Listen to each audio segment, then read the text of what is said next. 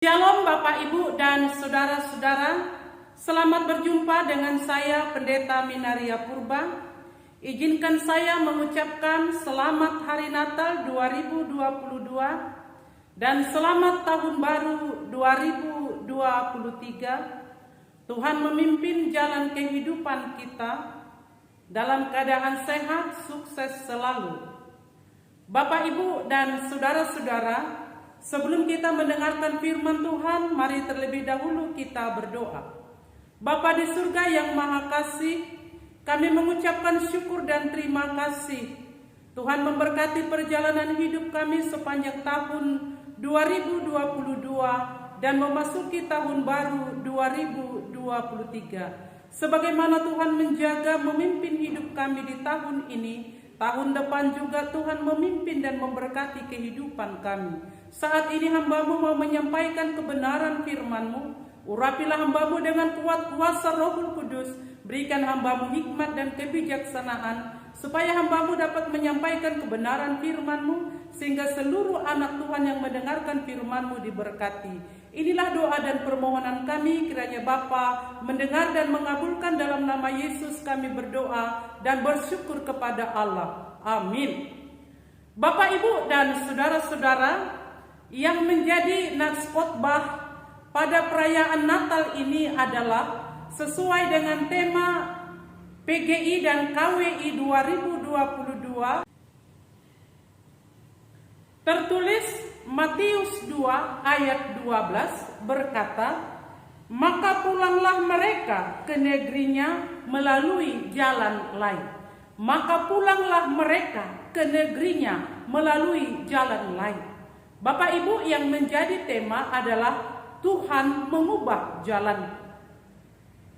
Setelah kelahiran Tuhan Yesus di Bethlehem, tanah Yudea, pada waktu itu pemerintahan Raja Herodes mendengar berita bahwa orang Majus mencari, meneliti di mana sebenarnya Yesus yang dilahirkan karena melihat ada bintangnya.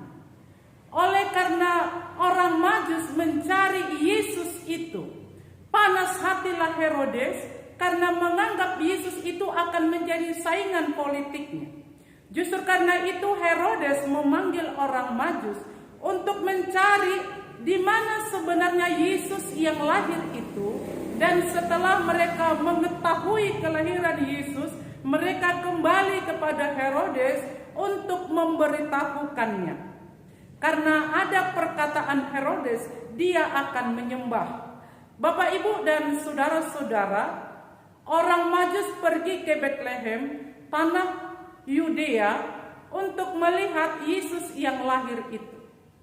Melalui kode dan petunjuk bintang di sebelah timur, mereka melihat bintang itu berhenti, dan di bawahnya mereka melihat Yesus di pangkuan Maria ibunya.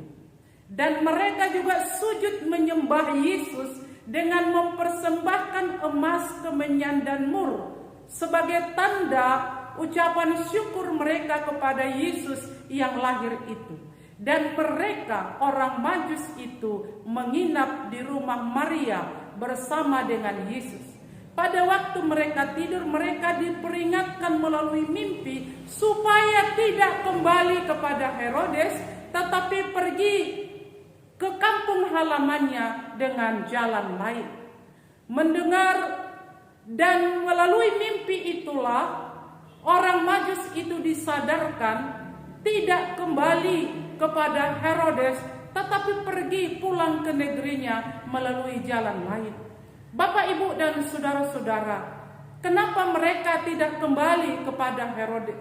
Kalau mereka kembali kepada Herodes, Herodes hanya bohongan saja menyembah Yesus. Herodes hendak membunuh Yesus. Oleh karena itu malaikat memperingatkan orang Majus supaya kembali ke negerinya lewat jalan lain. Tujuannya supaya Herodes tidak bisa membunuh Yesus. Dengan demikian penundaan kematian Tuhan Yesus supaya keselamatan itu tidak terjadi kepada bangsa pilihan saja, tidak terjadi kepada bangsa Israel saja, tetapi kepada semua orang yang percaya kepada Yesus sebagai juru selamatnya, yang datang, yang menyembah dan yang meninggikan nama Yesus akan diselamatkan.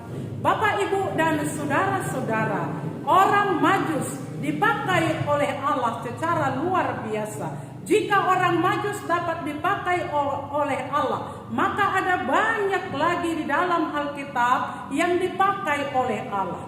Misalnya Saulus yang berubah nama menjadi Paulus, yang tadinya dia memperbudak, mengkhianati, membunuh orang Kristen, membunuh pemberita Injil. Kemudian setelah bertemu dengan Yesus, maka dia dapat memberitakan Injil. Ada 13 surat kiriman Rasul Paulus kepada gereja-gereja dan kepada orang percaya, anak rohaninya sendiri seperti Timotius.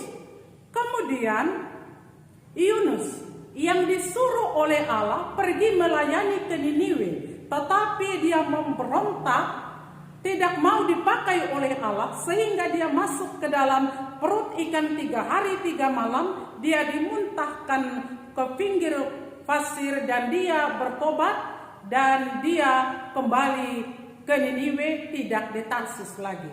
Kemudian kita belajar lewat mimpi kepada Yusuf. Allah juga memberikan mimpi kepada Yusuf. Berkasnya tegak berdiri, tetapi 11 berkas menyembah kepada berkas Yusuf, yang artinya ke-11 saudaranya akan sujud menyembah dia.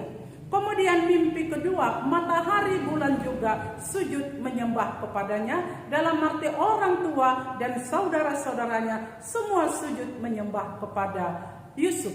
Tetapi perjalanan hidupnya ke depan adalah lewat proses yang Tuhan menjadi skenarionya, di mana Yusuf dibenci oleh saudara-saudaranya, berniat membunuh Yusuf, tetapi dia dimasukkan ke dalam sumur, dia dijual, dan dia juga mau diperkosa oleh istri Potifar, dan karenanya dia dipenjara dia diproses menjadi orang besar. Kemudian dia menangani pangan, dan ketika saudaranya, orang tuanya mengalami kelaparan, maka Yusuf bisa menolong pangan bagi saudara-saudaranya juga kepada orang tuanya.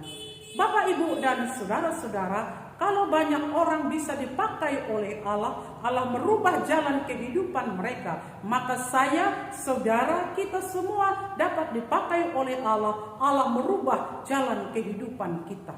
Nah, bagaimana pelayanan kita dalam 1 tahun ini? Apakah memang perjalanan hidup kita semua mulus? Semuanya itu adalah dalam perjalanan yang Tuhan kehendaki kita sampai pada saat ini. Semua karena anugerah dan semua karena kasih Tuhan. Tuhan menuntun perjalanan kehidupan kita. Tahun 1988 terjadi reformasi, tetapi sampai sekarang ini negara kita mengarah kepada kebaikan dan kemajuan. Tahun 2020 adanya virus COVID-19 mematikan banyak jiwa, tetapi sampai sekarang Tuhan perkenankan kita hidup, dan dalam 1 tahun ini kita boleh beribadah secara offline, semua karena anugerah dan kemurahan Tuhan. Bapak, Ibu, dan saudara-saudara, sampai saat ini kita tidak dapat menghitung berkat-berkat Tuhan. Satu pelajaran yang perlu kita ketahui, Mazmur 119 ayat 105 berkata, "Firman-Mu itu pelita bagi kakiku dan terang bagi jalanku." Maka kemanapun kita melangkah, kemanapun kita berjalan, apapun program kita, jalanilah hidupmu ke depan dengan pertolongan Tuhan. Kalau kita di dalam terang Kristus, kita akan dapat mencapai cita-cita kita. Pada Natal ini adalah berita sukacita terjadi di dalam kehidupan kita, karena begitu besar kasih Allah akan dunia ini, sehingga Ia mengaruniakan anaknya yang tunggal, supaya setiap orang yang percaya kepadanya tidak binasa, tetapi beroleh hidup yang kekal. Datanglah kepada Yesus, persembahkanlah persembahan yang baik kepadanya, sama seperti orang Majus mempersembahkan yang terbaik, emas, kemenyan dan mur. Maka sekarang berikanlah yang terbaik kepada Allah selagi engkau mampu dan selagi Allah berkenan dengan persembahan-persembahan kita. Kepada majelis yang bisa melayani dalam 1 tahun ini, ucapkanlah syukur. Kepada panitia Natal yang bisa memprogramkan hal-hal yang terbaik di gereja kita untuk kerjasamanya di antara pengurus dan kerjasamanya dengan anggota, perjalanan hidup kita dipimpin oleh Allah kepada capaian-capaian kita. Kalaupun kita bisa mencapai program kita, semua karena Allah, dan persembahan kita yang terbaik adalah kepada Yesus, menyenangkan hati Tuhan adalah tujuan kehidupan kita. Satu pengharapan besar yang perlu kita imani di dalam Kristus adalah jika di tahun 2022 perjalanan hidup kita dituntun oleh Tuhan, diberkati oleh Tuhan, maka di tahun baru 2023 perjalanan hidup kita juga dituntun oleh Tuhan, dipakai oleh Tuhan, dan diberkati oleh Tuhan. Oleh karena itu, apapun kerinduan kita, keinginan kita, mintalah pertolongan daripada Tuhan. Bapak, Ibu, dan saudara-saudara, saya mempunyai kesaksian Tuhan merubah jalan hidupku. Tahun 1998, ketika suami saya meninggal dunia, saya menjanda sampai saat ini sebagai seorang pendeta dan ibu bagi keempat anak-anak saya. Pada tahun 1998, anak saya yang pertama kelas 3 SMP, dia juga menjadi calon pendeta dan sudah menikah.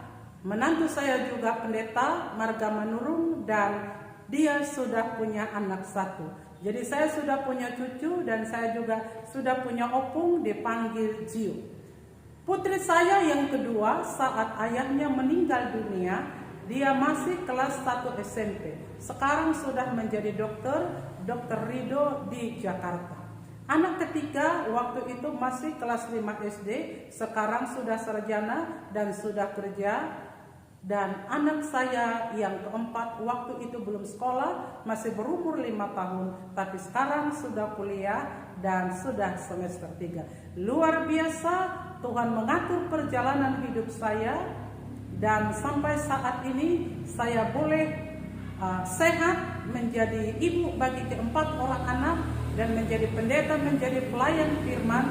Semua karena Tuhan memberkati jalan hidupku. Dan roh Tuhan selalu memimpin, apapun yang terjadi, kesulitan, masalah, rintangan, Tuhan menolong. Dan kalau saya juga diberkati oleh Tuhan seperti hamba-hamba yang terberkati di dalam Alkitab, maka siapapun yang datang kepada Allah, yang percaya kepada Allah, dan yang menyerahkan seantero kehidupannya kepada Allah, Tuhan akan memperkenankan jalannya dan memimpin dia kepada capaian cita-cita yang dia harapkan. Tuhan menolong, Tuhan menyertai, Tuhan memberkati. Amin. Kita berdoa.